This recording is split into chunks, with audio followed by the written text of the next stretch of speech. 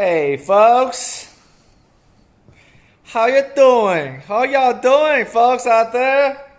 You like my hair? Yeah, You like it? love it. I love it too. But today we're not here to talk about my hair. We're gonna talk about two type of people in the world. Don't you love it? There are always two type of people in the world, isn't there? Two type of people. How many type of people? Two types of people, okay? So what are the two types of people? Well, when it comes to money, there are two types of people. There are the producers and there are the consumers. The difference is that producers produce wealth and consumers consume wealth. And what's the difference between them? One spends and one makes. So, if you want to become successful and rich in life, do more production than consuming. I'm not telling you to stop consuming. You can still consume, but produce more. What does that mean? Let's take some real world example, okay? If you go out there and buy a super expensive sport car, that's consumption. Why? Because over time, the value of that car decreases, right? If you go there and buy a new phone, it's consumption. However, if you take that phone and make videos to make on YouTube and make money from there and create some content of value to people, that's production. And so the phone itself transformed from a consumption product to a production product. Production input rather. Same with a sports car.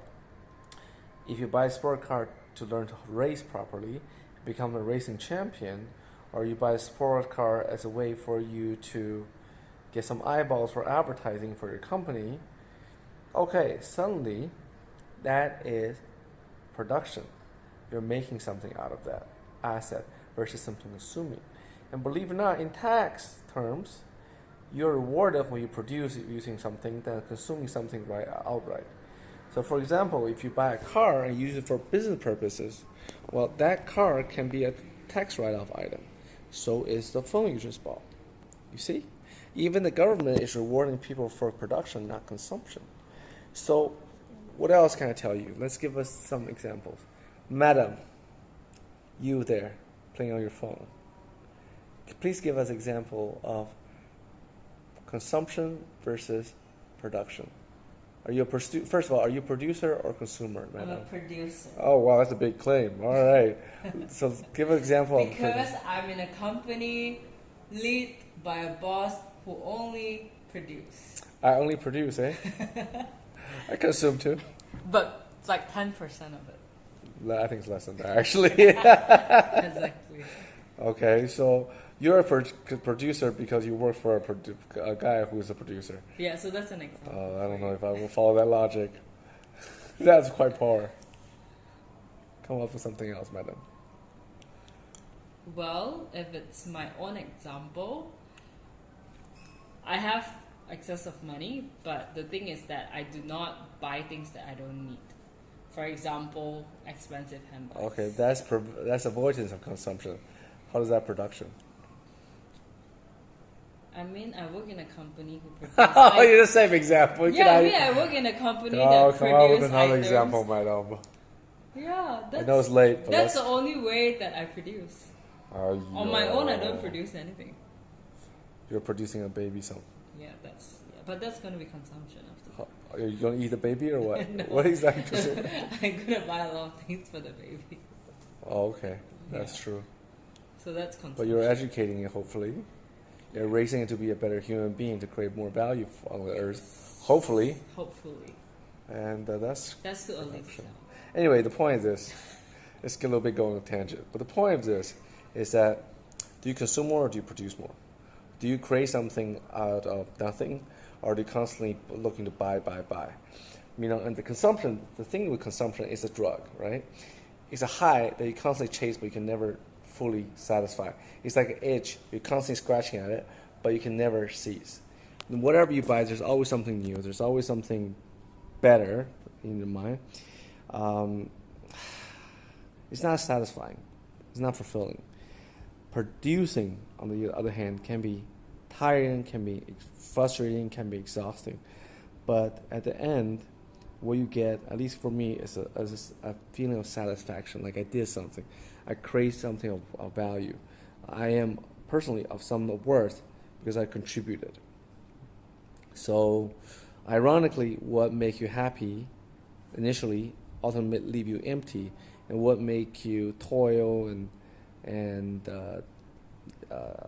stressed out ultimately can leave you fulfilled. This is irony of life, I guess. So yeah, that's my little piece on producing versus consuming. Be a producer if you want wealth. Be a consumer if you want to lose wealth. As simple as that. Bye bye. So now that you understand consumption versus production, some people say, well, I've been working hard producing all my life. I'm not getting rich. Why? Why don't I have any wealth? Why, madam? Knowledge test. What did you say? Why some people work so hard all their life and they're producing, but yet they're not wealthy, they're not materially comfortable. Why is that? Because they spend more than what they earn. Well, that could be one reason, that you spend more than you consume. Even though you work very hard, you're still consuming more than you produce. In value terms, okay, in value terms. Yeah.